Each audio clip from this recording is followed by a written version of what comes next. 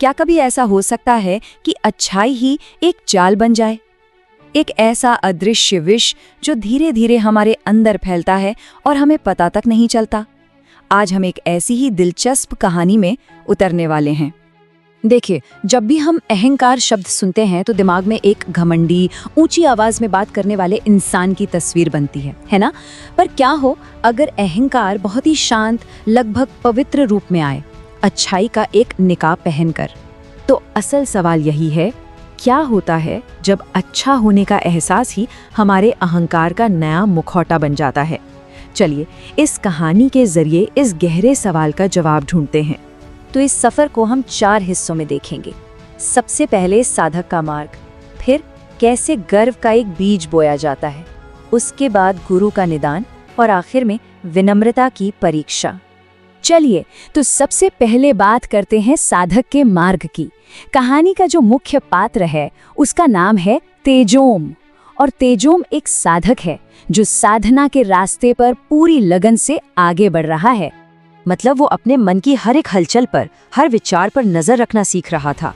धीरे धीरे मन का जो मोह जाल है उससे खुद को दूर कर रहा था। कह सकते हैं कि वो बिल्कुल सही रास्ते पर था और काफी तरक्की भी कर रहा था। पर मन की दुनिया ना बहुत गहरी है। उसकी चालें इतनी ज्यादा बारीक होती हैं कि कभी कभी बड़े बड़े साधक भी धोखा खा जाते हैं। और जानते हैं, तेजोम के साथ भी कुछ ऐसा ही होने वाला था। तो अब हम आते हैं कहानी के उस मोड़ पर जहां एक छोटी सी, बिल्कुल अप्रत्याशित घटना उसके मन में गर्व का एक नन्हा सा बीज बो देती है। तो जरा सोच कर देखिए, एक मंदिर के पास एकदम शांत माहौल है और तेजोम गहरे ध्यान में डूबा हुआ है। तभी वहां से 2 तीर्थयात्री गुजरते हैं और उनकी नजर तेजोम पर पड़ती है। और बस उनके मुंह से निकली एक बात तेजोम के कानों तक पहुंच जाती है। वो कहते हैं, आजकल के बच्चों में ऐसी भक्ति कहाँ, ये लड़का बहुत अच्छा है। अब सोचिए, जो इंसान साधना में इतना डूबा हो उसके लिए ये शब्द कितने गहरे मायने रखते होंगे। इस तारीफ ने ना तेजोम के उस शांत मन में एक हल्की सी लहर पैदा कर दी।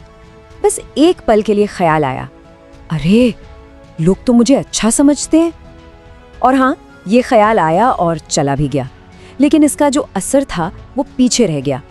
और फिर वक्त के साथ वो छोटी सी लहर धीरे धीरे इन विचारों में बदलने लगी, मैं अब पहले जैसा नहीं रहा और शायद मैं दूसरों से कुछ बेहतर हो गया हूँ। बस यही है वो अदृश्य विष, वो सूक्ष्म अहंकार जो अच्छाई का चोला ओढ़कर आता है। अब तेजोम को भी ये महसूस होने लगा था कि अंदर कुछ तो गड़बड़ है, कुछ ठीक नहीं लग रहा था। और इसी उलझन को लेकर वो पहुंचता है अपने गुरु ईश्वक आनंद जी के पास, ताकि इस धुंध का सच सामने आ सके। और वो पूरी ईमानदारी से अपने मन की बात उनके सामने रखता है। कहता है, गुरुदेव, मुझे कभी कभी ऐसा लगता है कि मैं पहले से बेहतर बन गया हूँ, पर फिर अपने ही इस ख्याल पर मुझे बड़ी अजीब सी ग्लानि महसूस होती है। ये सुनकर गुरु मुस्कुराते हैं और कहते हैं, तेजोम, तुम्हारी साधना अब एक नए और बहुत जरूरी मोड़ पर आ गई है। जब कोई भी साधक बुराइयों से दूर होने लगता है ना, तो एक नया खतरा सिर उठाता है, और वो है अहंकार का खतरा। गुरु उसे समझाते हैं कि देखो, अहंकार हमेशा डींगे नहीं हाँकता, कभी कभी वो बड़ी विनम्रता का चोला ओढ़ कर आता है और मन में चुपके से ये ख्याल डाल देता है कि हम शायद दूसरों से ज्यादा आध्यात्मिक हैं। ये जो सूक्ष्म अहंकार है ना, ये हमेशा तुलना करता है, मैं उनसे बेहतर हूँ, मैं ज्यादा ज्ञानी हूँ, मैं तो भक्ति करता हूँ, वो लोग नहीं करते। और जिस पल ये तुलना शुरू होती है, साधना से मिली हुई सारी की सारी ऊर्जा खत्म होने लगती है। तो फिर सवाल ये उठता है कि इस जाल से बचा कैसे जाए। कोई भी इंसान जो अच्छा बनने की कोशिश कर रहा हो, वो इस खतरे से खुद को कैसे बचाए? गुरु इसका एक बहुत ही सरल, बहुत ही सीधा सा उपाय बताते हैं।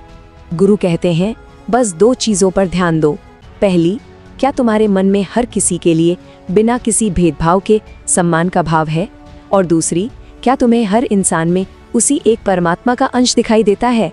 अगर इन दोनों सवालों का जवाब हाँ में है, तो समझ लेना कि तुम्हारा रास्ता बिल्कुल सही है। ये एक तरह से चेतावनी की घंटी है। गुरु कहते हैं, जिस दिन भी मन में ये ख्याल आए ना कि मैं उनसे बेहतर हूँ, बस उसी दिन सावधान हो जाना। क्योंकि एक बहुत सीधी सी बात है, जिसे सच में ज्ञान मिलता है वो और भी ज्यादा विनम्र हो जाता है, और जिसे अपने ज्ञान पर घमंड होने लगे वो समझो कि अभी सच्चे ज्ञान से बहुत बहुत दूर है। उस रात तेजोंग को अपनी गलती का पूरी तरह से एहसास हुआ। वो समझ गया कि ये जो साधना का मार्ग है, ये एक अंदर की यात्रा है, जहाँ हर एक कदम पर अपने मन पर नजर रखनी पड़ती है। और इसी गहरी समझ के साथ उसके अंदर एक सच्ची, दिखावे से बिल्कुल परे एक असली विनम्रता ने जन्म लिया। तो इस पूरी कहानी से हमें क्या सीखने को मिलता है? पहली बात तो ये कि जो सूक्ष्म अहंकार है वो अक्सर मैं अच्छा हूँ वाले विचार में ही छिप जाता है। दूसरी कि एक सच्चा साधक अपनी अच्छाई का श्रेय कभी खुद को नहीं देता, बल्कि ईश्वर की कृपा को देता है। और सबसे जरूरी बात कि इंसान अपनी यात्रा में जितना आगे बढ़ता है वो उतना ही विनम्र होता जाता है। और ये कहानी हमें एक बहुत जरूरी सवाल के साथ छोड़ जाती है, चाहे वो साधना का रास्ता हो या जिंदगी का कोई भी और पहलू। हम अपनी तरक्की का जश्न कैसे मनाएं, अपनी प्रगति पर खुश कैसे हो, बिना उसे अपने अहंकार की खुराक बनाएं। ये सोचने वाली बात है।